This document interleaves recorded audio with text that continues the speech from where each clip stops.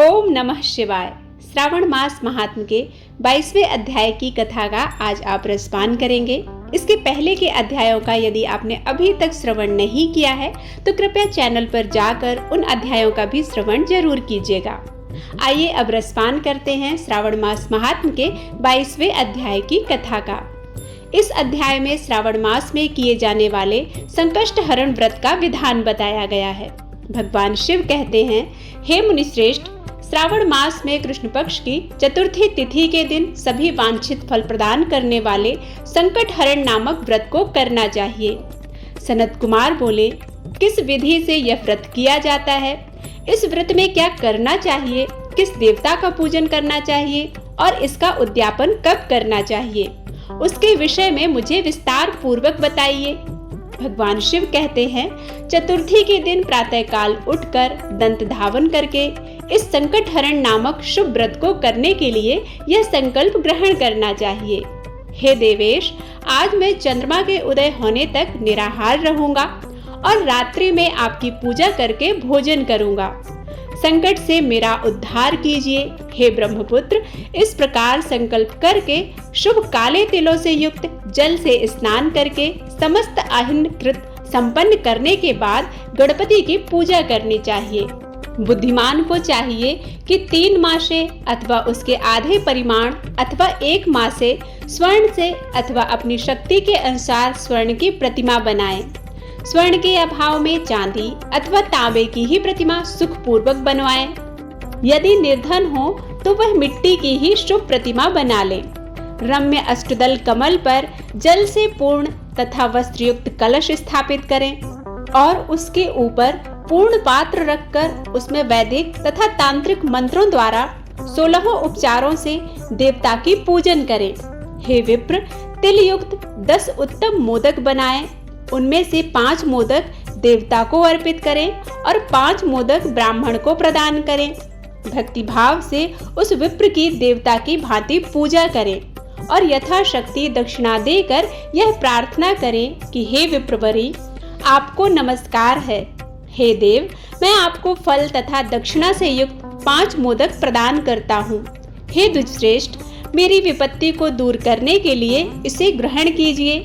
हे विप्र रूप गणेश्वर, मेरे द्वारा जो भी न्यून, अधिक अथवा द्रव्यहीन कृत्य किया गया हो वह सब पूर्णता को प्राप्त हो। इसके बाद स्वादिष्ट अन्न से ब्राह्मणों को प्रसन्नता पूर्वक भोजन कराएं। उसके बाद चंद्रमा को अर्घ्य प्रदान करें। उसका मंत्र प्रारंभ से सुनिए। हे क्षीर सागर से प्रादुर्भूत, हे सुधारू, हे निशाकर, हे गणेश की प्रीति को बढ़ाने वाले, मेरे द्वारा किए गए अर्घ्य को ग्रहण कीजिए। इस विधान के करने पर गणेश्वर प्रसन्न होते हैं और वांछित फल प्रदान करते हैं। इसलिए इस व्रत को अवश्य करना चाहिए। इस व्रत का अनुष्ठान करने से विद्यार्थी विद्या प्राप्त करता है, धन चाहने वाला धन प्राप्त करता है, पुत्र की अभिलाषा रखने वाला पुत्र प्राप्त करता है, मोक्ष चाहने वाला उत्तम गति प्राप्त करता है, कार्य की सिद्धि चाहने वाले को कार्य में सिद्धि प्राप्त होती है और रोगी रोग से मुक्त हो जाता है। विपत्तियों में पड़े हुए व्याकुल चित्त वाले, चिंता से ग्रस्त मन वाले तथा जिन्हें अपने सुहृदय सज्जनों का वियोग हो गया है, उन मनुष्यों का दुख दूर हो जाता है। यह व्रत मनुष्यों के सभी कष्टों का निवारण करने वाला होता है।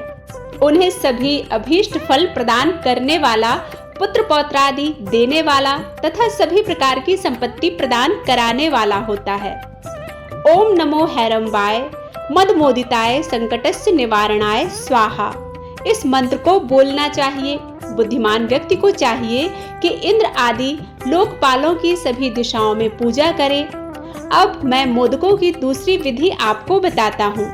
पके हुए मूंग तथा तिलों से युक्त घी में पकाए गए तथा गरी के छोटे छोटे टुकड़ों से मिश्रित मोदक गणेश जी को अर्पित करने चाहिए।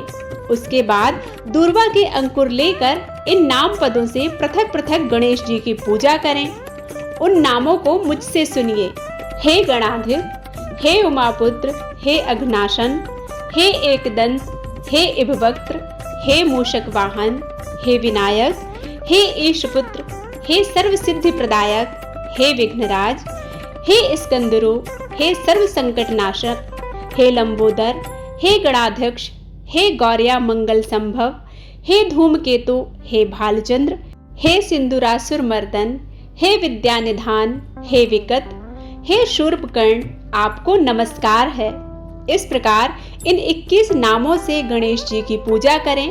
उसके बाद भक्ति से नम्र होकर प्रसन्न बुद्धि से गणेश देवता से इस प्रकार प्रार्थना करें। हे विघ्नराज, आपको नमस्कार है। हे उमापुत्र, हे अघनाशन, जिस उद्देश्य से मैंने यथाशक्ति आज आपका पूजन किया है, उससे प्रसन्न होकर शीघ्र ही मेरे हृदय स्थित मनोरथों को पूर्ण कीजिए। हे प्रभु, मेरे समक्ष उपस्थित विविध प्रकार के समस्त विघ्नों का नाश कीजिए। मैं यहाँ सभी कार्य आपकी ही कृपा से करता हूँ। मेरे शत्रुओं की बुद्धि का नाश कीजिए तथा मित्रों की उन्नति कीजिए। इसके बाद 108 आहुति देकर हवन करना चाहिए। उसके बाद व्रत की संपूर्णता के लिए मोदकों का वायन प्रदान करें। उस समय यह कहें, गणेश जी की प्रसन्नता के लिए मैं 7 लड्डुओं तथा 7 मोदकों का वायन फल सहित ब्राह्मण को प्रदान करता हूँ। तदंतर हे सत्तम, पुण्यदायिनी कथा सुनकर इस मंत्र के द्वारा 5 बार प्रयत्न पूर्वक चंद्रमा को अर्घ्य प्रदान करें।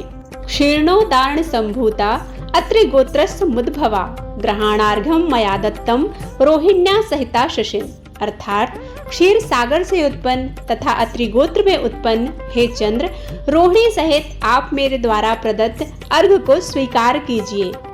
उसके बाद अपने अपराध के लिए देवता से क्षमा प्रार्थना करें और अपने सामर्थ्य के अनुसार ब्राह्मणों को भोजन कराएं तथा ब्राह्मणों को जो अर्पित किया हो उसके अवशिष्ट भोजन का स्वयं भी ग्रहण करें। मौन होकर 7 ग्रास ग्रहण करें और अशक्त हो तो इच्छा अनुसार भोजन करें। इसी प्रकार 3 मास अथवा 4 मास तक विधान पूर्वक इस व्रत को करें। इसके बाद बुद्धिमान को चाहिए कि 5वें महीने में उद्यापन करें। उद्यापन के लिए बुद्धिमान को अपनी सामर्थ्य के अनुसार स्वर्णमयी गणेश प्रतिमा बनानी चाहिए। उसके बाद उस भक्ति संपन्न मनुष्य को पूर्वोक्त विधान से चंदन, सुगंधित द्रव्य तथा अनेक प्रकार के सुंदर पुष्पों से पूजा करनी चाहिए और एकाग्रचित्त होकर नारिकेल फल से अर्घ्य प्रदान करना चाहिए। पायस से युक्त सूप में फल रखकर और उसे लाल वस्त्र से लपेटकर यह वायन भक्त ब्राह्मण को प्रदान करें। साथ ही स्वर्ण की गणपति की प्रतिमा भी दक्षिणा सहित उन्हें ही प्रदान करें। व्रत की पूर्णता के लिए 1 आढ़क तिल का दान करें। उसके बाद विघ्नेश प्रसन्न हो ऐसा कहकर देवताओं से क्षमा प्रार्थना करें। इस प्रकार उद्यापन करने से अश्वमेघ यज्ञ का फल प्राप्त होता है और मनवांछित सभी कार्य सिद्ध हो जाते हैं। हे सत्तम, पूर्व कल्प में स्कंद कुमार के चले जाने पर पार्वती ने मेरी आज्ञा से 4 महीने तक इस व्रत को किया था। तब 5वें महीने में पार्वती ने कार्तिकेय को प्राप्त किया था। समुद्र पान के समय अगस्त जी ने इस व्रत को किया था और 3 माह में विघ्नेश्वर की कृपा से उन्होंने सिद्धि प्राप्त कर ली। हे विपेंद्र, राजा नल के लिए दमयंती ने 6 महीने तक इस व्रत को किया था। तब नल को खोजती हुई दमयंती को भी मिल गए थे। जब चित्रलेखा अनिरुद्ध को बाणासुर के नगर में ले गई थी, तब वह कहाँ गया और उसे कौन ले गया, यह सोचकर प्रद्युम्न व्याकुल हो गए। उस समय प्रद्युम्न को पुत्र शोक से पीड़ित देखकर रुक्मिणी ने प्रेम पूर्वक उससे कहा, हे पुत्र, मैंने जो व्रत अपने घर में किया था उसे मैं बताती हूँ, इसे ध्यान पूर्वक सुनना। बहुत समय पहले जब राक्षस तुम्हें उठा ले गया था, तब तुम्हारे वियोग जन्य दुख के कारण मेरा हृदय विदीर्ण हो गया था।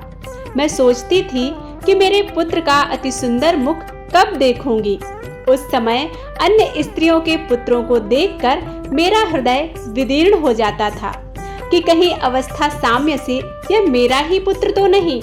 इसी चिंता में व्याकुल हुए मेरे वर्ष अनेकों व्यतीत हो गए। तब देवयोग से लोमश ऋषि मेरे घर आ गए। उन्होंने सभी चिंताओं को दूर करने वाला संकष्टी चतुर्थी का व्रत मुझे विधि पूर्वक बताया और मैंने 4 महीने तक इसे किया। उसी के प्रभाव से तुम शमरासुर को युद्ध में मारकर आ गए थे।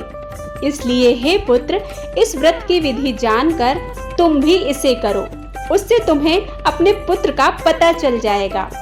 हे विप्र, प्रद्युम्न ने यह व्रत करके गणेश जी को प्रसन्न किया। तब नारद जी से उन्होंने सुना कि अनिरुद्ध बाणासुर के नगर में है। इसके बाद बाणासुर के नगर में जाकर उससे अत्यंत भीषण युद्ध करके और संग्राम में शिव सहित बाणासुर को जीतकर पुत्र वधू सहित अनिरुद्ध को प्रद्युम्न घर लाए थे। हे मुनि, इसी प्रकार अन्य देवताओं तथा असुरों ने भी विघ्नेश की प्रसन्नता के लिए यह व्रत किया था। हे सनत कुमार, इस व्रत के समान सभी सिद्धियों को देने वाला इस लोक में कोई भी व्रत, दान, तप और तीर्थ नहीं है। बहुत कहने से क्या लाभ है, इसके तुल्य कार्य सिद्धि करने वाला दूसरा कुछ भी नहीं है। भक्ति रहित नास्तिक तथा शठ को इस व्रत का उपदेश नहीं देना चाहिए, अपितु पुत्र, शिष्य, श्रद्धालु तथा सज्जन को इसका उपदेश करना चाहिए। हे विप्रेश, हे धर्मनिष्ठ, हे विधिनंदन, तुम मेरे प्रिय हो तथा लोकोपकार करने वाले हो, इसलिए मैंने तुम्हारे लिए इस व्रत का उपदेश किया है। इस प्रकार श्री स्कंद पुराण के अंतर्गत ईश्वर सनत कुमार संवाद में श्रावण मास महात्म्य चतुर्थी व्रत कथन नामक 22वां अध्याय पूर्ण हुआ। इसके आगे की कथा सुनने के लिए आप 23वां अध्याय जरूर सुनिएगा। उम्मीद करती हूँ यह कथा आप सभी को पसंद आई होगी। यदि पसंद आती है तो लाइक करना मत भूलिएगा। मिलते हैं 23वीं अध्याय की कथा के साथ। तब तक के लिए ओम नमः शिवाय।